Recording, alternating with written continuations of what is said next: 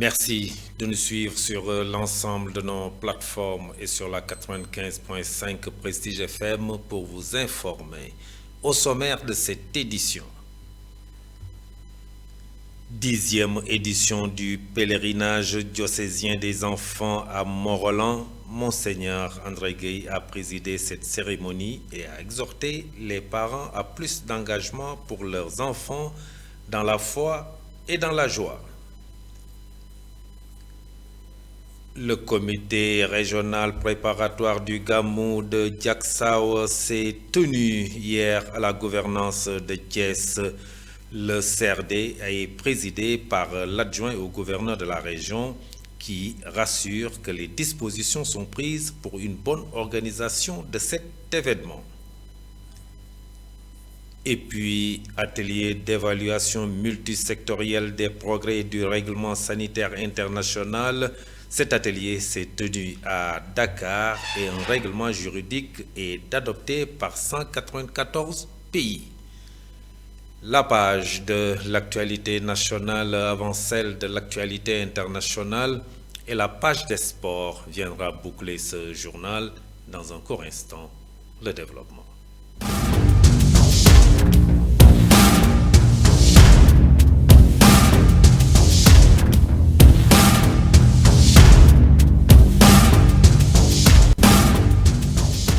Mesdames, mademoiselles, messieurs, bonsoir et bienvenue dans ce journal. Mont-Roland a abrité la 10e édition du pèlerinage diocésien des enfants. Monseigneur André Gueye a présidé cette cérémonie et selon l'évêque de Thiès, cette journée est d'une importance capitale dans la mission catholique. Il a exhorté les parents à plus d'engagement pour leurs enfants dans la foi et dans la joie. Monseigneur André Gueye, que nous écoutons, il est au micro de Ousmane Diallo. Comme la parole l'indique, jubilé, c'est d'abord un sentiment d'action de grâce. Nous disons merci à Dieu pour cette initiative qui nous a inspirés et qu'il a porté jusqu'à maintenant avec bien sûr comme maître d'ouvrage la direction des œuvres qui organise, qui anime. Après l'action de grâce, c'est aussi renouveler notre engagement pour que cette initiative puisse prospérer, puisse aller de l'avant. Et puis encourager les enfants, c'est-à-dire encourager les familles d'abord, qui trouvent que cet événement est important pour la foi et pour l'épanouissement des enfants,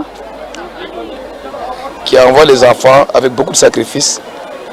Je remercie aussi donc les parents, j'encourage les enfants à venir nombreux chaque année partager la joie avec les autres et à repartir d'ici avec des résolutions d'enfants pour porter la joie, cette année spécialement pour porter la joie du jubilé aux autres et pour être artisans de joie et de paix dans leur vie de tous les jours. C'est le message que j'ai lancé à la fin de la messe en disant que partez avec le mot jubilé, c'est-à-dire partager la joie. Si on t'offense, dis seulement jubilé, c'est-à-dire je pardonne, je partage l'amour. Quel que soit le mal subi, s'engager à être acteur de pardon. Et bien sûr, prendre la résolution aussi personnelle de ne jamais porter atteinte à la joie de l'autre, la résolution de porter la joie à l'autre, de construire la joie et la paix autour de soi, en famille, à l'école et partout où je rencontre, où les enfants rencontrent d'autres enfants. Comme la parole l'indique, Yves Lamine VI, le maire de la commune de Mont-Roland, a pris part à cette cérémonie. Il se félicite de la bonne organisation et revient sur l'importance de l'éducation chez les enfants. Néanmoins, il a énuméré quelques manquements, surtout sur le plan sanitaire, et demande à ce qu'un comité régional de développement soit organisé pour les prochaines éditions. Yves Lamine Ciss est le maire de la commune de Mont-Rolland. Il est au micro de Ousmane Diallo. Parce que quoi qu'on dise quand même, c'est un pèlerinage que nous prenons beaucoup au sérieux. Parce que même 5 000, 6 000 enfants, ce n'est pas une messe à faire. Et je pense que depuis le mois de décembre ou novembre même, on a pris contact avec le curé pour lui dire que je pense que c'est maintenant qu'il faut activer les choses, écrire en tout cas aux autorités pour que la sécurité au moins et l'accompagnement nécessaire soit fait pour la réussite du pèlerinage. Je pense que c'est ça surtout notre rôle par rapport à ça, suivre et veiller à ce que l'État accompagne le pèlerinage diocésain. Autre aspect maintenant, c'est de faire tout pour que les enfants soient dans les meilleures conditions. Je pense que c'est ça que nous avons essayé de faire pour ce pèlerinage, parce que ce sont les enfants. Et je pense, comme je dis tout à l'heure à la messe, les enfants sont à l'honneur aujourd'hui. C'est une cible qui est très importante pour aujourd'hui et surtout pour demain. Je pense que comme cela relève, nous devons tous participer à l'éducation religieuse de ces enfants-là, et même l'éducation morale. Et comme je dis toujours, tant que les religieux sont en train de faire leur travail, ils nous facilitent nous la tâche. Parce que quand les enfants sont bien éduqués, donc ils sont mieux, dans le cas les dirigeants, ceux qui dirigent les enfants ou la personne humaine en général, a moins de tâches sur la table. En tout cas, je pense que c'est cela donc nous voulons dire par rapport à cette préparation et je pense que ça a été une bonne réussite.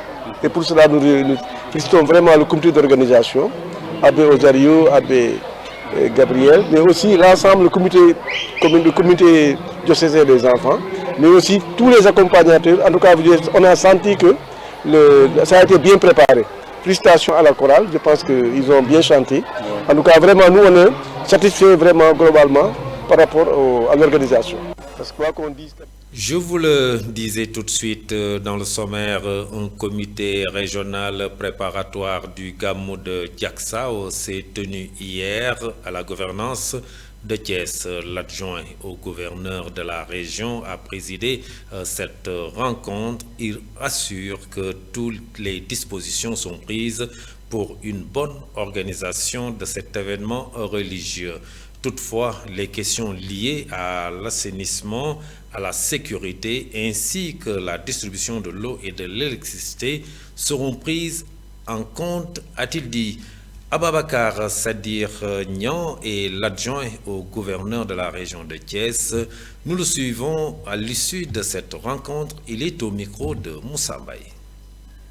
Donc nous nous sommes retrouvés ce matin dans le cadre d'une réunion préparatoire du Gamou de Diacksao qui aura lieu le 18 janvier 2025. Donc on a reçu ici une délégation et c'était l'occasion pour nous d'échanger avec les organisateurs. On a fait le point sur l'état d'avancement et les chefs de service se sont prononcés par rapport aux engagements qu'ils avaient pris lors du CDD qui s'est tenu le 9 décembre à Tivaouane. Donc on a pu faire le point et essayer de proposer des solutions par rapport aux difficultés qu'on rencontre, notamment sur les questions liées à l'hydraulique, des questions liées au transport aussi, mais des débuts de solutions ont été proposés aujourd'hui et le nécessaire sera fait avant l'événement. Et la gendarmerie aussi s'est engagée à mettre en place un dispositif sécuritaire de haute portée. Donc l'essentiel, c'est de dire que tout se passe très bien, ça avance normalement. D'ici le 18 janvier, tout sera fin prêt et le Gamou se déroulera dans les meilleurs. Donc nous nous sommes retrouvés ce matin. Et puis, un atelier d'évaluation multisectorielle des progrès du règlement sanitaire international s'est tenu à Dakar. Un règlement juridique est adopté par 194 pays. Ce règlement va permettre au Sénégal de revoir son niveau sur le plan sanitaire. Ousmane Cissé est le directeur général de la santé au Sénégal. Suivons sa réaction, c'est à l'issue de cette rencontre. Nous sommes là pour l'atelier d'évaluation multisectorielle des progrès du règlement sanitaire international selon un outil qui est le ISPAR. Le règlement sanitaire international qui est un instrument juridique et qui est adopté par plus de 194 pays. Certes, c'est un règlement juridique, mais qui impose un mode de fonctionnement avec l'obligation d'élaborer un rapport annuel qui sera présenté aujourd'hui, et l'outil qui va nous servir, ce sera le ISPAR. Donc nous sommes globalement ici pour cette activité. C'est pour voir l'état où se trouve notre pays, et en fonction des résultats qu'on aura, on saura si il y a des progrès à faire ou bien s'il y a des résultats à consolider en fonction du niveau où nous serons. Il y avait des acquis, mais tout n'était pas au beau fixe. Il y avait des lacunes, il y avait des choses à améliorer, et tout ça sera revu et mieux amélioré pour mieux répondre, pour être plus résilient lorsqu'une pandémie va se présenter à nouveau devant nous.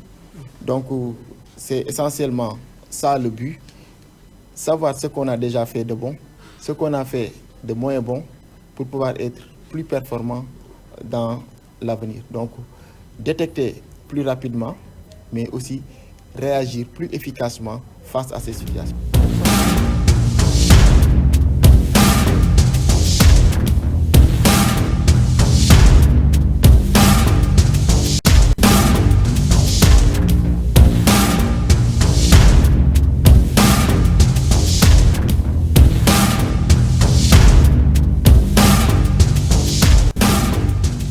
Actualité nationale, verdict, après le verdict des grades de Samos Kadou, Mouniaï Cissé réclame des poursuites contre les auteurs de l'attaque du siège de Tahaou. Mais Ousmane Sonko informe avec force que le départ des bases militaires françaises est une décision souveraine du Sénégal. La page de l'actualité nationale porte la signature de Mame Biram Cissé Gaye. Actualité nationale, le Premier ministre du Sénégal, Ousmane Sonko, a tenu à clarifier la position du gouvernement suite aux récentes déclarations du président français Emmanuel Macron concernant le départ des bases militaires françaises de certains pays africains. Selon Emmanuel Macron, ces retraits auraient été le fruit de négociations entre les pays concernés et la France, cette dernière ayant simplement consenti à laisser à ces nations la primeur de l'annonce par politesse, une affirmation que le chef du gouvernement sénégalais rejette catégoriquement. Aucune discussion ou négociation n'a eu lieu à ce jour. La décision prise par le Sénégal découle de sa seule volonté en tant que pays libre, indépendant et souverain, a déclaré Ousmane Sonko, soulignant que l'État sénégalais n'a pas eu besoin de consulter Paris pour prendre cette décision. Parlons autre chose. Mouniaï Cissé, directeur exécutif de l'ONG 3D, a réagi au verdict concernant les 80 gardes du corps de la coalition Samos Kadou. Il a salué cette décision de justice tout en exhortant à aller plus loin dans les enquêtes sur les violences électorales, notamment celles perpétrées par des partisans de Pastef au siège de Tahaou. Selon lui, pour éviter l'impression d'une justice à deux vitesses, il est nécessaire de poursuivre également les auteurs de l'incendie et du vandalisme au siège de Tahaou. C'est comme ça que la justice va fonctionner. C'est comme ça qu'on évitera aussi à ce pays une spirale de violence,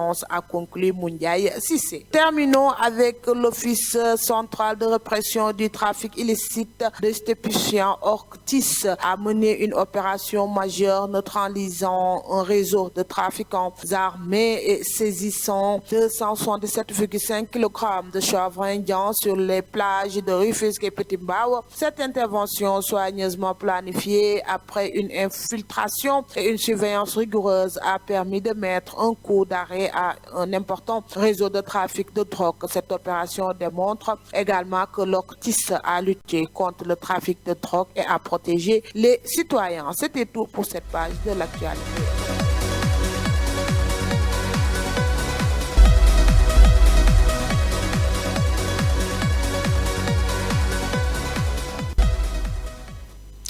Note de tristesse dans cette page des informations internationales.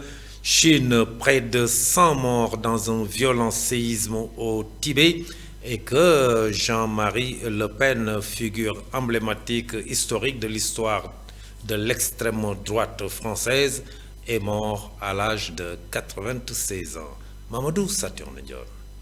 Le fondateur du Front National, Jean-Marie Le Pen, est décédé à Garches, en région parisienne, à l'âge de 96 ans, dans un établissement où il avait été admis il y a quelques semaines, a fait savoir sa famille ce mardi 7 janvier 2025. Un communiqué de sa fille a indiqué qu'il était entouré des siens.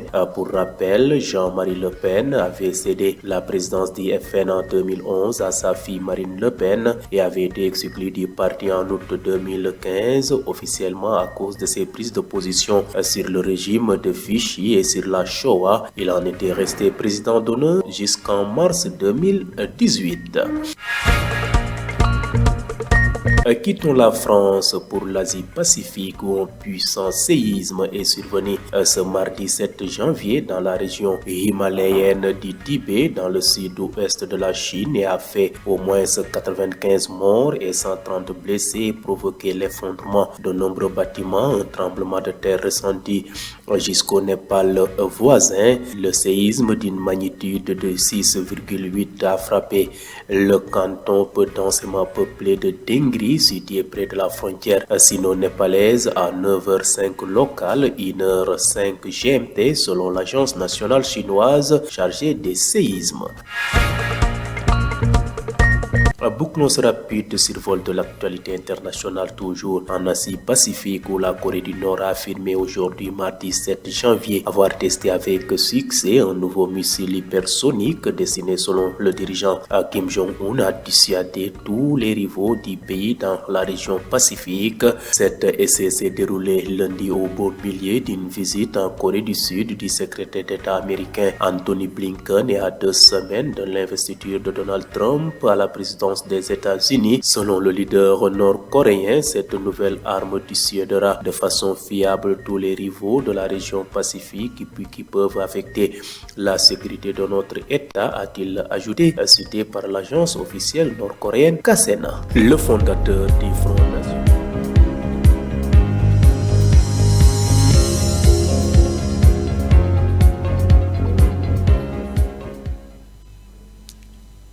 Actualité sportive pour boucler football sénégalais, sélection du Sénégal.